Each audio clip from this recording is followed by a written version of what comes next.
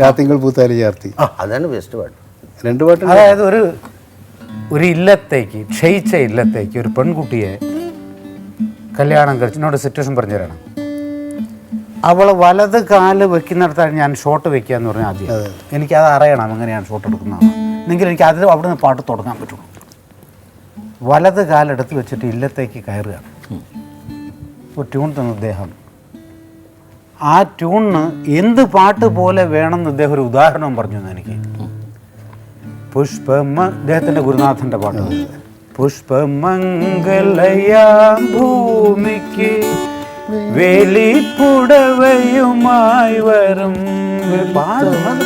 വെളുത്തവാവേ എന്റെ മടിയിൽ മയങ്ങുമി മാലതീലതയെ തൊടല്ലേ തൊടല്ലേ നീ.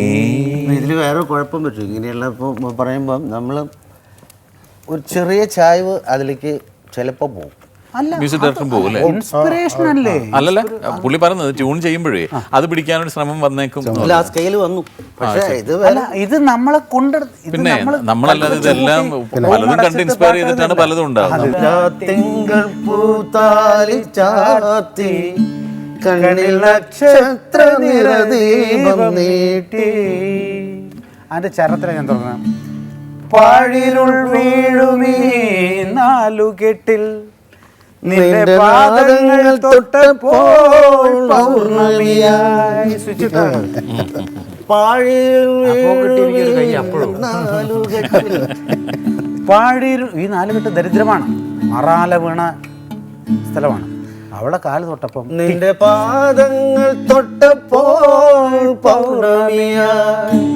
കൂരിരുൾ മാറാല മൂളും മനസ്സിന്റെ, കൂരിരുൾ മാറാല മൂളും മനസ്സിന്റെ മച്ചിലെ ശ്രീദേവിയായി മംഗലപ്പാലയിൽ മധുമാസനരികൾ പൂത്താലി ചാർത്തി കണ്ണിൽ നക്ഷത്ര നിറദീപം നീട്ടി.